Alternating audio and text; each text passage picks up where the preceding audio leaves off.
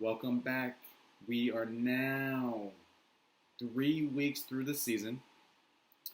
We had a great week three, a couple of upsets, a lot of great matchups that came down to the wire. Um, some fantasy news when it came to Saquon Barkley injured. Melvin Gordon's coming back. A great week three. Now let's review week three. You know the format. We go through week three, we take a look at week four, then we jump into the power rankings and any miscellaneous stuff that might come out of. I'm Connor Joe. Here's hard hits. So the first matchup we're going to take a look at: fourth down and bitches, 1-1, going up against El Jefe, who was 1-1 as well. A matchup both teams needed to win, but fourth down and bitches had the clear advantage when we looked at the projection. It wasn't a close matchup at all throughout all day long, but unfortunately, fourth down and bitches did take the lead, ended up winning this matchup, beat them by 16.4 points against El Jefe. It came down to the Sunday night football game. He had OBJ, he had Chubb, he had Cleveland's defense. They just couldn't finish up strong. A lot of it had to do with that last possession that Cleveland had. It also had to do with OBJ did not have a solid game. Only 8 points for El Jefe. He did have 5 players in double digits. One of them was Deshaun Watson. Very promising after his week 2 performance. He had 29.8 points. I think the most discouraging thing is what he left on the bench. You know, Pollard had 20.7 points. Sanu had 10.7 points. Madison had 11.8 points. He had 3 double-digit performances in the bench. Whereas he only had 5 starting. And, you know, D. Smith with only 4 points, 4.9 on his lineup. OBJ, that's the biggest discouraging factor there. You know, his number one pick, 15.1 points in Chubb. Lattimore had about 10 points. It was a positive performance for Jeff when it came to points. It's just, he has to get more contribution all the way around. You know, when we look at fourth down and bitches, Shepard led the way. The discouraging thing is, out of all those performers on his team, none of them landed on the top 12 when it came to the top 12 scoring performances throughout the league. Shepard with a 23, very positive performance after the week 2 concussion where he didn't play at all. Stills had a 10 points, which is positive. Eckler's the discouraging thing with 11 points. And the breaking news that Melvin Gordon's going to come back. So this is really going to hurt fourth down and bitches his team overall. And he's really going to have to make a lot of moves and see what he can do, because Eckler is a prized possession, 4 weeks into the season, because Eckler's going to play next week, and Gordon might be playing the week after that. So he's got to make some moves. He's got to grab the wins where he can, and it is encouraging that he picked up 3 players within the last 2 weeks, within the last 2 days of the start of the week, and they all provided double-digit performances. Richardson had the 19.3, Darrell Williams 13.4, Mason Rudolph sucked, but 16.4 points. A very positive outlook. He stashed him on the bench. This could be something that can help him out in the future. But regardless, boy, it is hot as shit today. Regardless, it's great for fourth down to grab that win. It's just not good to hear the words Melvin Gordon. It's not. So we'll see how fourth down and bitches. We'll see how he bounces back and sees if he can make a counter move to kind of overcome Melvin Gordon, because it's gonna hurt him. We take a look at a solid matchup where we had Bukaki, who was sitting at 1-1 against Cook and Low Sutton, who is at 0-2, a matchup where she definitely needed to win. Struggling the first 2 weeks of the season. When we looked at the end of Sunday Night Football, we thought this was clear-cut that she's going to grab this victory. Well, we were wrong. Monday Night Football, it came down to it. She had Allen Robinson, she had Vernon Davis, and those players did not perform. Bukanki had his match already set in stone that he lost. Well, the joke was on Raquel, because Joel ended up winning by 1.88 points. And it's all because of Allen Robinson's 9-point performance. And it's puzzling because they put up 30 some odd points, and Tyler Gabriel grabbed all those points away from her. Vernon Davis, only 4 points. I could have told you Vernon Davis would only got you 4 points because Vernon Davis sucks. But that's just me. It didn't help that Case Keenum was a dumpster fire. It's only a matter of time until Dwayne Haskins comes on up into the show. But when we look at this matchup overall, Joel had a solid performance. He had 7 players in double digits. His overall score wasn't so hot. He led the way with Tyler Lockett with 26.9. Lamar Jackson didn't have his hot game as usual, but 18.2. Mac and Zeke were in the 14s. Robinson with 11. Fournette on Thursday night with his 12. The majority of it came on that 160-yard run at the end of the game. Green Bay with 14 points. He had a solid performance, and we still thought this game was written off to Raquel at the end of the day. Cook and Cooks had been leading the way for Dalvin Cook and Brandon Cooks. This week Dalvin had 22, Brandon had 17, Sutton had 11.2, Rodgers had 15.3, and Valdez-Scantling had a better game with 18.9.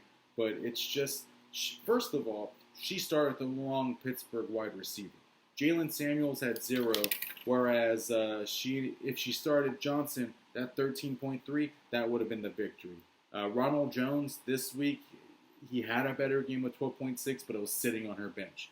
It's just your lineup management. If you manage your lineup a whole lot better, you could have won this game. And at the end of the day, what killed her was Jalen Samuels. You started the wrong Pittsburgh receiver. But who would have thought Johnson would have been the one that scored the points? We looked at Joel's bench management. He's been solid all year long, and this year, he had McCoy on the bench with 21 this week. He started Andrews this week, and Andrews finally had the fucking poop fest with only 3 points. And Lutz ain't doing it for you this year, buddy. And then Golladay didn't have a solid performance with 2.7 points. But overall, Bukaki grabbed that victory. He's sitting atop. You need to watch out for the Jizz Man because he's gonna put up some performances this year.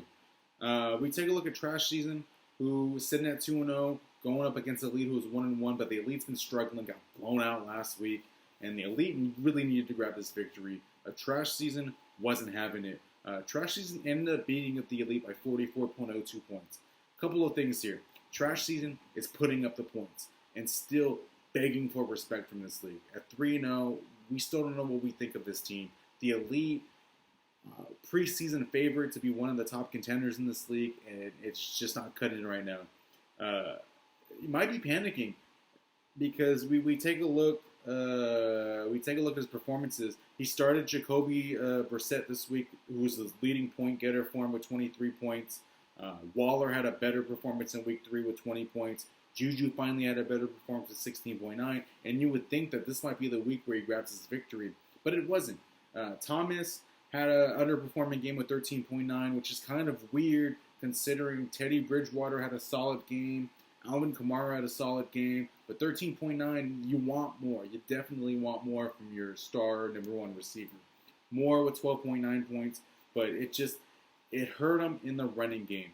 Josh Jacobs, 4.4 points. You're not going to win a game 4.4 points from one of your star running backs. Carson, 3.6. He's got fumbling issues now. And it should be alarming that this was his game to run with because Penny was out, and this is what he did. Vance McDonald with 1.5, and now it's alarming that he might be injured. Colts with 2 points. It's a very underwhelming performance, and it happened with the majority of your running backs. And now it's something to be concerned about. We look at Trash Season.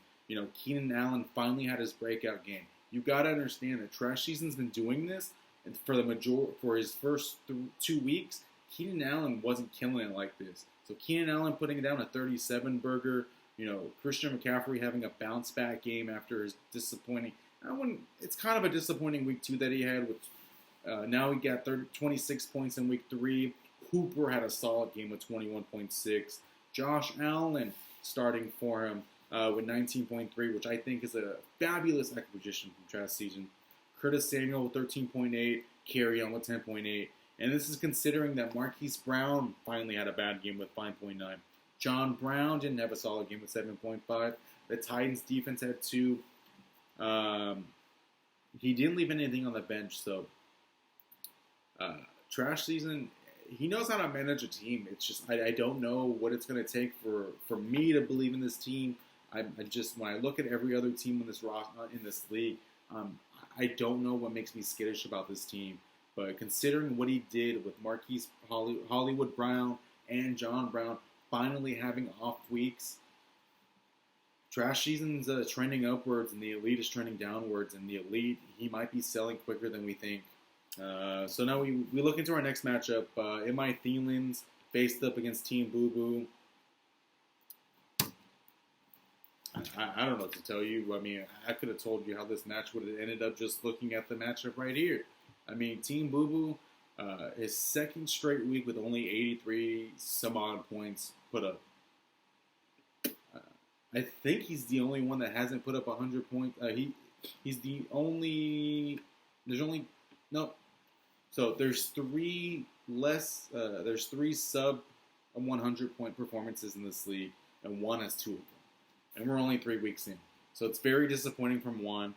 He only had 3 players in double digits. Tom Brady was one of them with 24. Gordon was one with him with 11. And